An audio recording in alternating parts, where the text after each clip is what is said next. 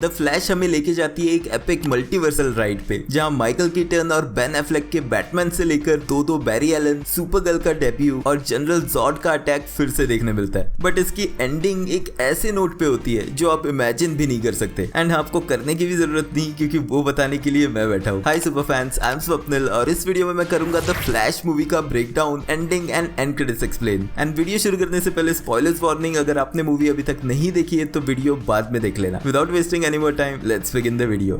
तो मूवी की शुरुआत में एक बैंक रॉबरी को रोकने के लिए बैरी एलन यानी कि द फ्लैश मदद करते दिखता है ब्रूस वेन यानी बैटमैन की। ब्रूस वेन जाता है बैंक रॉबर को पकड़ने एंड बैरी एलन की रिस्पॉन्सिबिलिटी होती है कोलैप्स होती हॉस्पिटल बिल्डिंग से लोगों को बचाना, जहाँ एक सुपर स्लो मोशन सीन में वो कई न्यूबॉर्न बच्चों को बचाता है। दूसरी तरफ बैंक रॉबर को पकड़ने के चक्कर में ब्रिज से लटके होने के बाद बैटमैन की हेल्प करने आती है डायना प्रिंस यानी कि वंडर वुमन, जो अपने लैसो की मदद से उसे बचाती है। बट अपने सुपर हीरो रिस्पॉन्सिबिलिटीज पूरी करने के बाद बैरी जाता है फिर अपने काम पे, जहां हमें पता चलता है कि उसके फादर की केस हेयरिंग जल्दी होने वाली है। बैरी का फादर जेल में है उसकी मदर नोरा के मर्डर के इल्जाम में, एंड उसके फादर के कन्वर्सेशन के बीच हमें फ्लैशबैक के रूप में दिखाया जाता है एक्चुअल एक्सीडेंट वाला डे। एंड नोरा के मर्डर से ठीक पहले वो अपने हस्बैंड को भेजती है कैन टमाटोज लाने के लिए, और जब बैरी अपने रूम में होता है उसी बीच उसकी माँ का मर्डर होता है। लेकिन इसका झूठा इल्जाम उसके फादर के सर पे आ जाता है, जिसकी वजह से वो इतने सालों से जेल में कैद है। अब बैरी के पास अपने फादर का सुपरमार्केट वाला एक फुटेज होता है, लेकिन कैन्स नीचे के शेल्फ पे होने की वजह से उसका फादर कभी ऊपर देखता ही नहीं और उसका फेस कैमरा में नहीं दिखता। अब इस पुराने इंसिडेंट को याद करके बैरी काफी इमोशनल हो जाता है, जिसके बाद वो दौड़ने लगता है और एक्सीडेंटली टाइम ट्रेवल कर लेता है अपनी सुपर स्पीड की पावर्स से। लेकिन इसके इमीडिएट बाद वो करंट टाइम में आता है और ब्रूस वेन से कांटेक्ट करता है, जो उसे दोबारा ऐसा करने से मना करता है और उसे समझाता है कि पास्ट चेंज करने से उसका फ्यूचर भी खराब हो सकता है। लेकिन फिर भी बैरी अपनी स्पीड फोर्स का यूज करता है और वापस जाता है उसी दिन जिस दिन उसकी माँ का मर्डर हुआ था, और एक छोटा सा चेंज करता है अपनी माँ की शॉपिंग कार्ट में कैन टमाटोज का कैन डालकर, और ये चेंज उस टाइमलाइन वाले बैरी की लाइफ टोटली चेंज कर देता है। और हमारा बैरी ये सब कुछ होते हुए देख पाता है स्पीड फोर्स से टाइम ट्रैवलिंग करने के टाइम। लेकिन इसी बीच उसे कोई और स्पीडस्टर जो डार्क कलर का है वो उसे पंच करके स्पीड फोर्स से बाहर भेज देता है एक ऑल्टरनेट 2013 वाली टाइमलाइन में, जहाँ उसकी माँ जिंदा है। अब ओरिजिनल बैरी मिलता है अपने यंगर वर्जन से उस टाइमलाइन में, जहाँ वो उसे अपनी पावर्स और उसकी पूरी जर्नी के बारे में बताता है। बट साथ ही में बैरी ये भी रियलाइज करता है कि ये वही दिन है जिस दिन उसे उसकी पावर्स मिली थी, जिसके लिए वो इस यंगर बैरी को लेके जाता है सेंट्रल सिटी पुलिस डिपार्टमेंट की बिल्डिंग में, जहाँ वो यंगर बैरी को जबरदस्ती बिठाता है उस पर बिजली गिराने के लिए, जहाँ पर लाइटनिंग स्ट्राइक की वजह से केमिकल्स के थ्रू इस यंगर बैरी को तो पावर्स मिल जाती है, लेकिन हमारा ओरिजिनल बैरी उसकी पावर्स खो देता है। कुछ ही घंटों के स्पैन में हमारा बैरी इस यंगर वर्जन को सिखाता है उसकी पावर्स को यूज करना। लेकिन तभी वो शॉक हो जाता है टीवी पर न्यूज देख के, जहाँ जनरल जॉर्ड ने अटैक कर दिया है अर्थ। अब ओरिजिनल बैरी इस यूनिवर्स में भी जस्टिस लीग असेंबल करने की कोशिश करता है, जिसके लिए वो पहले ढूंढता है वंडर वुमन को, फिर विक्टर स्टोन को एंड फाइनली आर्थर करी को, और ये तीनों ही उसे नहीं मिलते। बट जब उसे पता चलता है कि इस यूनिवर्स में बैटमैन एग्जिस्ट करता है, तो वो जाते हैं वेन मैनर में, जहाँ उसे मिलता है ऑल्टरनेट वर्जन ब्रूस वेन का, जो ऑलरेडी रिटायर हो चुका है। लेकिन फिर भी ये दोनों बैरी मिलकर ब्रूस को कन्विंस कर लेते हैं कि उन्हें सुपरमैन को बचाना चाहिए, जो जनरल जॉर्ड से लड़ने में उनकी मदद कर सकता है। अब बैटमैन की मदद से ये लोग जाते हैं साइबेरिया, जहाँ पे एक क्रिप्टोनियन कैद है, लेकिन वहाँ पर काल एल की जगह उन्हें कैद मिलती है कारा जोल एल, यानी कि एक फीमेल क्रिप्टोनियन जो काल एल की कजन है। अब ये लोग कारा को वहाँ से छुड़ा लेते हैं, जिसके बाद वो उनकी मदद करती है फैसिलिटी में मौजूद गार्ड से फाइट करने में। लेकिन फिर अपने ऊपर हुए इतने सालों के एक्सपेरिमेंट्स की वजह से वो ह्यूमंस को पसंद नहीं करती और वो इनसे अलग निकल जाती है। वापस बैट केव में आकर ओरिजिनल बैरी ब्रूस वेन की हेल्प मांगता है उसकी पावर्स उसे वापस दिलाने के लिए, जहाँ उनकी फर्स्ट अटेम्प्ट में लाइटनिंग स्ट्राइक के बाद बैरी ऑलमोस्ट मरने वाला होता है। लेकिन फिर भी वो अपनी मदर को बचाने के लिए अपनी पावर्स वापस पाने की जिद पे होता है, जिसे देखकर कारा उसकी मदद के लिए आती है और उसे ले जाती है उड़ाकर स्टॉर्म में, जहाँ पर लाइटनिंग स्ट्राइक होती है और उसके बाद उसकी पावर्स उसे वापस मिल जाती है। अब ये दोनों बैरी एलन ब्रूस वेन और सुपरगर्ल की मदद से फाइनल बैटल के लिए जाते हैं जनरल जॉर्ड और उसकी क्रिप्टोनियंस आर्मी के अगेंस्ट। दोनों फ्लैश की रिस्पॉन्सिबिलिटी होती है ग्राउंड पे मौजूद क्रिप्टोनियंस से फाइट करना। बैटमैन अपनी स्पेसक्राफ्ट से अटैक करता है और सुपरगर्ल फाइट करती है जनरल जनरल जॉर्ड से 1-on-1। इसी फाइट में कारा को पता चलता है कि जनरल जॉर्ड ने काल को बचपन में ही मार दिया था, जिससे वो पूरी तरह पागल हो जाती है और जॉर्ड को मारने लगती है। और कुछ देर के लिए ऐसा लगता है कि सुपर हीरोज इस फाइट को जीत जाएंगे, लेकिन फिर सडनली चीजें चेंज हो जाती है और बैटमैन अपनी स्पेसक्राफ्ट के साथ क्रैश हो जाता है और सुपरगर्ल को भी जनरल जॉर्ड फाइट में मार देता है। लेकिन फिर दोनों फ्लैश मिलकर अपनी स्पीड फोर्स फिर से यूज करते हैं टाइम में बैक ट्रैवल करके ये जो भी हुआ है उसे अंडू करने के लिए। अब ये चीज कुछ देर के लिए सक्सेसफुल होती है, लेकिन इस बैटल की एंडिंग जनरल जॉर्ड की जीत और बैटमैन और सुपरगर्ल की डेथ के साथ ही होती है। और मल्टीपल टाइम्स ऐसा करने के बाद ओरिजिनल बैरी ये रियलाइज कर लेता है कि ये वो मोमेंट है जहां पर जॉर्ड ही जीतेगा, यानी कि इस यूनिवर्स में ये बैटल जीतना इनएविटेबल है और इसे रिवर्स या अंडू नहीं किया जा सकता। अब यही चीज बैरी अपने यंगर वर्जन को बताने की कोशिश करता है, बट वो उसकी बात नहीं सुनता और बार बार टाइम ट्रैवल करके वापस चीजें सही करने की कोशिश करता जाता है, जिसमें उसे कई सारी चोटें लगती है, जिनमें क्रिप्टोनियन वेपन्स के टुकड़े भी होते हैं। लेकिन ऐसा करने से जहां चीजें ठीक नहीं हो रही होती, उसी के साथ बाकी टाइमलाइंस पर भी उसका असर दिखने लगता है। अपने यंगर वर्जन को रोकने के लिए जब बैरी स्पीड फोर्स में जाता है तो उसे दिखाई देती है डीसी के मल्टीवर्स की अलग अलग टाइमलाइंस जो धीरे धीरे बढ़ रही है उनके यूनिवर्स की तरफ क्रैश होने के लिए। अब यहाँ पे हमें मल्टीपल टाइमलाइंस में अलग अलग सुपर हीरोज के केमियोज देखने मिलते हैं, जिनमें क्लासिक सुपरमैन जॉर्ज रीव्स का क्लार्क कैंट, निकोलस केज की कैंसल्ड सुपरमैन लिव्स मूवी से निकोलस केज का सुपरमैन, क्रिस्टोफर रीव्स का सुपरमैन और हेलन स्लेटर की सुपरगर्ल, और इनके अलावा भी कई और केमियोज दिखते हैं, जिनकी सारी डिटेल्स और इस मूवी के बाकी हिडन डिटेल्स भी मैं अलग वीडियो में एक्सप्लेन करूंगा, तो उसके लिए चैनल को सब्सक्राइब जरूर कर लेना। अब इस कोलैप्स होते हुए मल्टीवर्स के बीच इन दोनों बैरी एलन्स का सामना होता है उसी स्पीडस्टर क्रिएचर से, जिसने ओरिजिनल बैरी एलन को पंच करके स्पीड फोर्स से बाहर निकाल दिया था। अब ये डार्क फ्लैश कॉम्बिनेशन लगता है कॉमिक्स में दिखे रिवर्स फ्लैश, सैविटर और ब्लैक फ्लैश का। जब इस डार्क फ्लैश का मास्क तोड़ा जाता है तो ये दोनों रियलाइज करते हैं कि ये इस यंगर बैरी का ही ओल्डर वर्जन है, यानी कि इतने सालों से ये यंगर फ्लैश टाइम ट्रैवल करता जा रहा है इसी उम्मीद में कि वो इस इवेंट को होने से रोक पाए। और इतनी मल्टीपल टाइम ट्रैवलिंग में मल्टीपल अटैक्स की वजह से वो म्यूटेट हो गया है एक मॉन्स्टर की तरह। अब जब ओरिजिनल बैरी उसे समझाने की कोशिश करता है ताकि वो इस सब को रोके, डार्क फ्लैश उसे मारने के लिए आगे बढ़ता है, लेकिन यंगर बैरी खुद बीच में आ जाता है और मारा जाता है और यंगर वर्जन की डेथ होने की वजह से डार्क फ्लैश भी मर जाता है। अब फाइनली बैरी फिर से जाता है उसी टाइम में मूवी की स्टार्टिंग में की हुई अपनी गलती को सुधारने के लिए, जहां वो अपनी मदर से फिर मिलता है उसी सुपरमार्केट में और जो कैन टमाटोस का कैन उसने उसकी बास्केट में डाला था उसे निकाल देता है और आखिरी बार अपनी मदर को हग करके वो उसे गुड बाय कह देता है। लेकिन निकलते निकलते भी एक छोटा सा चेंज वो यहाँ फिर से करता है, जहाँ वो सभी कैन टमाटोस को लास्ट शेल्फ से उठाकर टॉप के शेल्फ पे रख देता है। अब इस चेंज की वजह से उसका फादर जब सुपरमार्केट में वो कैन टमाटोस लेने जाता है तो टॉप शेल्फ से उठाने के टाइम उसका फेस कैमरा में दिखता है और इसी चीज का फायदा बैरी को अपनी ओरिजिनल टाइमलाइन में वापस आके होता है, जहाँ उसके फादर की हेयरिंग उसके फेवर में जाती है और वो बरी हो जाता है। कोर्ट से बाहर आकर जब बैरी को ब्रूस वेन का फोन आता है तो वो काफी खुश हो जाता है, लेकिन जब फाइनली बैरी ब्रूस वेन को देखता है तो वो शॉक हो जाता है, क्योंकि ये उसकी टाइमलाइन का बेन एफ्लेक वाला ब्रूस वेन नहीं बल्कि जॉर्ज क्लूनी का ब्रूस वेन है। यानी कि जो छोटा सा चेंज बैरी ने अपने फादर को बचाने के लिए किया था, उसी का एक और बटरफ्लाई इफेक्ट हमें यहाँ देखने मिलता है, जहाँ बेन एफ्लेक के बैटमैन की जगह जॉर्ज क्लूनी का बैटमैन आ गया है इस टाइमलाइन में। तो क्या इसका मतलब जॉर्ज क्लूनी के बैटमैन ने बेन एफ्लेक के बैटमैन को टोटली रिप्लेस कर दिया है, और क्या यही चीज हमें फ्यूचर में भी देखने मिलेगी? बट इस क्वेश्चन का आंसर हमें फ्लैश मूवी की एंडिंग नहीं देती, क्योंकि एक शॉक्ड बैरी एलन यानी कि फ्लैश के फेस पे ही मूवी खत्म होती है।